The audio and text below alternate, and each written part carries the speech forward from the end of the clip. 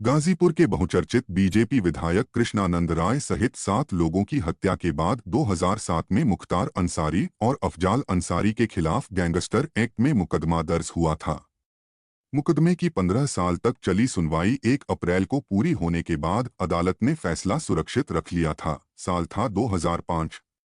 UP के पूर्वांचल का जिला मऊ दंगे की आग में झुलस रहा था।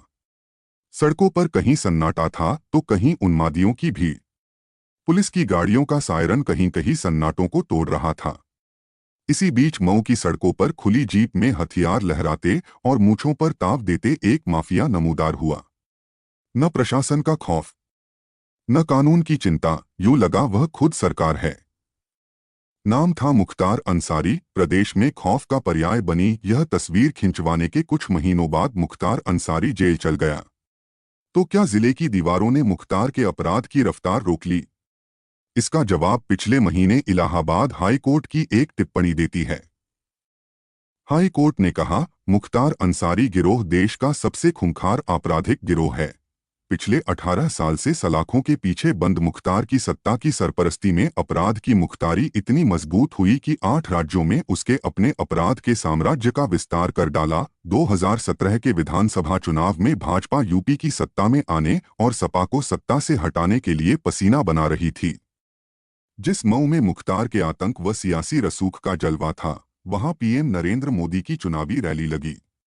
मोदी ने मंच से कहा, यूपी में कोई बाहुबली जेल जाता है तो मुस्कुराता हुआ जाता है। ऐसा क्यों है भाई?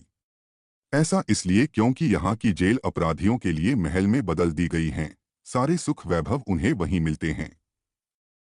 देखते हैं 11 मार्च के बाद जेलों में कैसे रंगीनियत रहती है। जेल को जेल ही बनाकर रख देंगे। जाहिर है निशाने पर मुख्तार का ही रसूख था। 11 मार्च के बाद यूपी में सरकार बदल गई। जेल की रंगीनियत रही आ गई। इस पर आगे बात करेंगे।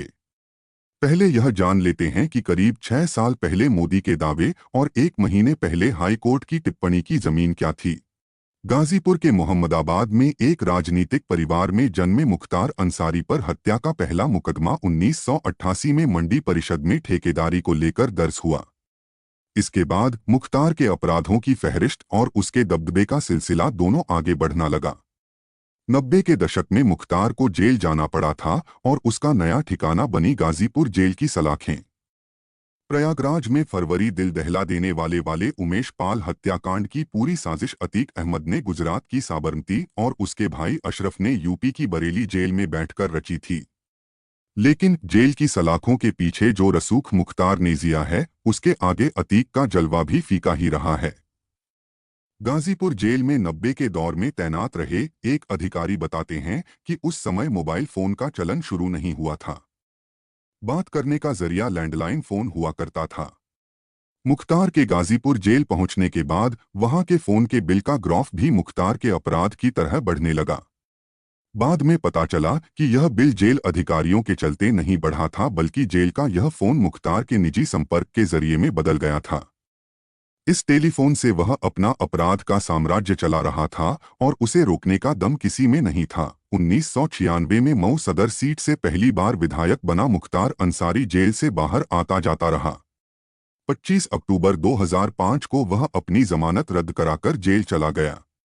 इसके ठीक महीने बाद गाजीपुर से भाजपा विधायक और उसके प्रतिद्वंदी कृष्णानंद राय को गोलियों से भून दिया गया। 100 राउंड से अधिक गोलियां चली थी। घटना के कुछ दिनों बाद मुख्तार अंसारी का एक ऑडियो वायरल हुआ। इसमें वह कृष्णानंद राय की हत्या और उनकी चुटिया काटे जाने के बारे में बता रहा था। मामले की जांच सीबीआई को गई, लेकिन वह मुख्तार और बाकी आरोपितों को कोर्ट में दोषी नहीं साबित कर पाई। 2005 से जेल मुख्तार का घर हो गया, इसलिए उसने अपने लिए वहां भरपूर इंतजाम करवाया। गाजीपुर जेल में मुख्तार ने अपनी पसंदीदा मछली खाने के लिए जेल के अंदर ही तालाब खुदवा दिया। उसके बैडमिंटन खेलने के लिए बाकायदा कोर्ट बनवाया गया, जहां वह अफसरों के साथ बैडमिंटन खेलता था। मुख्तार की जिससे मर्जी होती थी वही उससे जेल में मिलता था। हर सुख सुविधा का साधन मुहैया होता था। उससे मुलाकात के लिए आने वाले लोगों की जेल में कहीं चेकिंग तक नहीं होती थी। इसकी सबसे बड़ी वजह यह थी कि जेल में मुख्तार की मर्जी के खिलाफ जो भी चलाया तो उसे जान से हाथ धोना पड़ा या फिर घुटनों के बल आना पड़ा। लखनऊ जेल में तैनात रहे जेल अधीक्षक को राजभवन के सामने गोलियों से भून दिया गया था। इस हत्याकांड में मुख्तार और उसके गुर्गों का नाम सामने आया था। आरोप है कि उनकी सख्ती से मुख्तार नाराज था। हालांकि इस मामले में भी पुलिस कुछ खास साबित नहीं कर पाई। जेल अधीक्षक और जेल अधिकारियों को धमकाने के कई मुकदमे दर्ज हुए। इन सबसे बेफिक्र मुख्तार अपने साम्राज्य का विस्तार करता रहा। पुलिसिया जांच के अनुसार मुख्तार अंसारी का गैंग 8 राज्यों में फैला है।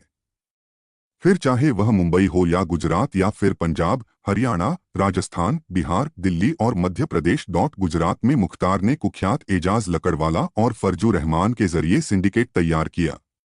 यहां दहशत के बल पर उसने अपने करीबियों के जरिए कोयला सप्लाई पर अपना कब्जा किया। महाराष्ट्र में खासतौर से मुंबई में तेल के प्राइवेट रिजर्वायर में अपने करीबी शूटर मुन्ना बजरंगी के बल पर अपना एकाधिकार बनाया। उस दौरान मुन्ना बजरंगी मुंबई में मनोज जायसवाल के नाम से ये धंधा संभालता था। 1994 से वर्ष 2016 तक पंजाब, हरियाणा और राजस्थान में आतंक का पर्याय बने पंजाब के गैंगस्टर जसविंदर सिंह राकी से माफिया मुख्तार अंसारी की नजदीकियां जग जाहिर थीं। रॉकी की मदद से मुख्तार ने पंजाब, हरियाणा और राजस्थान के गैंग्स में अपनी पकड़ मजबूत की। वाराणसी के नंद किशोर रुंगटा अपहरण व हत्याकांड में मुख्तार के साथ रॉकी सह अभियुक्त था। पुलिस सूत्रों के मुताबिक जब तक रॉकी जिंदा रहा तब तक पंजाब के शूटर्स का यूपी में और यूपी के शूटर्स का पंजाब, हरियाणा व राजस्थान में जमकर इस्तेमाल हुआ। मुख्तार अपराध के साथ ही सियासत में भी अपने पांव जमाता गया। जेल से उम्मीदवारी कर और चिट्ठियां जारी कर मऊ सीट से वह विधानसभा पहुंचता रहा। मुख्तार की सियासी पहुंच का अंदाजा इससे लगाया जा सकता है कि कभी वह बसपा तो कभी सपा में अपने और अपने परिवार का सियासी भविष्य सुरक्षित करते हुए गाजीपुर, मऊ, बनारस जैसे जिलों का राजनीति का रंग तय करता रहा। 2009 में भाजपा के गढ़ माने जाने वाले बनारस से भाजपा के कद्दावर नेता मुरली मनोहर जोशी मुख्तार से हारते हारते बचे और महज 18,000 वोटों से जीत दर्ज कर पाए। मुख्तार के परिवार की पार्टी कौमी एकता दल के सपा से गठबंधन को लेकर अखिलेश और शिवपाल के बीच जंग छिड़ गई थी। अखिलेश ने यह कहकर गठबंधन तोड़ दिया कि उनकी पार्टी में माफियाओं के लिए जगह नहीं है। इसके बाद अखिलेश शिवपाल के रास्ते अलग हो गए थे और मुख्तार परिवार ने बसपा का दामन थाम लिया। हालांकि 2022 के विधानसभा चुनाव के पहले मुख्तार के भतीजे मन्नू अंसारी को अखिलेश ने खुद पार्टी में शामिल कराया और विधानसभा का टिकट दिया। वहीं मुख्तार के बेटे अब्बास को मऊ सदर सीट से सपा के सहयोगी दल सुभासपा ने अपना उम्मीदवार बनाया। जेल से समानांतर सत्ता चला रहे मुख्तार को सलाखों के पीछे पहली बार डर तब लगा जब 10 जुलाई 2018 को उसके करीबी माफिया मुन्ना बजरंगी की बागपत जेल में हत्या हो गई। इससे दहले मुख्तार ने खुद को यूपी से बाहर निकालने के लिए एड़ी चोटी का जोर लगा दिया। उसे कामयाबी तब मिली जब पंजाब पुलिस वहां एक दर्ज मुकदमे के सिलसिले में यूपी से ले गई। उसके बाद वह पंजाब की जेल में ही जम गया। यूपी की योगी सरकार और पंजाब की तत्कालीन कांग्रेस सरकार में मुख्तार को रखने और लाने को लेकर ठन गई। यूपी पुलिस ने 26 बार प्रोडक्शन वारंट लगाया लेकिन मुख्तार को वापस नहीं ला सकती। आखिरकार यूपी सरकार को सुप्रीम कोर्ट जाना पड़ा। 2 साल 3 महीने की अथक मेहनत के बाद यूपी पुलिस मुख्तार की घर वापसी करा पाई। पंजाब के जेल मुख्तार के लिए कैसे ऐशगाह थी, इसका खुलासा कुछ महीने पंजाब के ही जेल मंत्री हरजोत बैंस ने वहां की विधानसभा में किया। बैंस का कहना है कि मुख्तार को फर्जी मुकदमा दर्ज करके पंजाब जेल में रखा गया। उसने इस दौरान जमानत कराने की भी कोशिश नहीं की। जेल मंत्री ने यह भी दावा किया कि 25 बंदियों वाली बैरिक में मुख्तार अकेले या फिर अपनी पत्नी के साथ रहता था। 6 अप्रैल 2021 से मुख्तार अंसारी बांदा जेल में बंद है। मुख्तार के बांदा जेल लौटने के 1 माह 8 दिन बाद ही चित्रकूट जेल में बंद मुख्तार के एक और करीबी मेराज को जेल के अंदर गोलियों से भून दिया गया। उसे गोली मारने वाले अंशु दीक्षित ने जेल में बंद एक और कैदी मुकीम काला को भी मारा था। बाद में अंशु पुलिस मुठभेड़ में खुद भी मारा गया। फिलहाल मुख्तार का अब जेल में ऐश का तिलिस्म काफी हद तक टूट चुका है। उस पर 24 घंटे सीसीटीवी कैमरों से निगरानी रखी जाती है।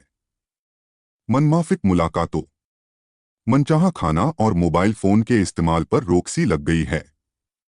जून 2022 में एक डिप्टी जेलर वीरेश्वर प्रताप सिंह ने जेल के अंदर मुख्तार पर नरमी बरतने और उसे विशेष सुविधाएं देने की कोशिश पर निलंबित किया जा चुका है। हाल में मुख्तार के विधायक बेटे अब्बास अंसारी को चित्रकूट जेल में विशेष सुविधा देने पर 8 जेल अधिकारी व कर्मी निलंबित हुए हैं। उनमें से 4 को जेल भी भेजा गया। अब्बास पत्नी निखत करीब 60 दिनों तक उससे जेल में मिलने आती रही। वह अब्बास के साथ ही जेल अधिकारियों के कमरे में रहती। डीएमएसपी की छापेमारी में इस खेल का खुलासा हुआ। इस मामले में अब्बास की पत्नी भी जेल भेज दी गई है। करीब 4 दशक तक कानून के शिकंज से दूरे मुख्तार की सजा का पहल सबब भी जेल ही बनी। 23 अप्रैल 2003 की सुबह लखनऊ जिला कारागार के जेलर एसके अवस्थी को मुख्तार ने जान से मारने की धमकी दी थी। वर्ष 2020 में एमपीएमएलए कोर्ट ने इस मामले में मुख्तार को बरी कर दिया था, लेकिन अभियोजन विभाग की पैरवी के बाद इलाहाबाद हाई कोर्ट की लखनऊ पीठ ने निचली अदालत का फैसला पलट दिया और उसे 7 साल की सजा सुनाई है। पिछले 6 सालों में मुख्तार गैंग की 573 करोड़ रुपए से अधिक की संपत्ति जब्त की गई है। वहीं 200 करोड़ रुपए से अधिक का अवैध कारोबार ध्वस्त किया गया है। खतरे में मुख्तार की सियासत भी है। इस बार उसने मऊ की अपनी सियासी विरासत बेटे अब्बास को सौंपी थी। विधायक बनने के बाद वह भी जेल में है।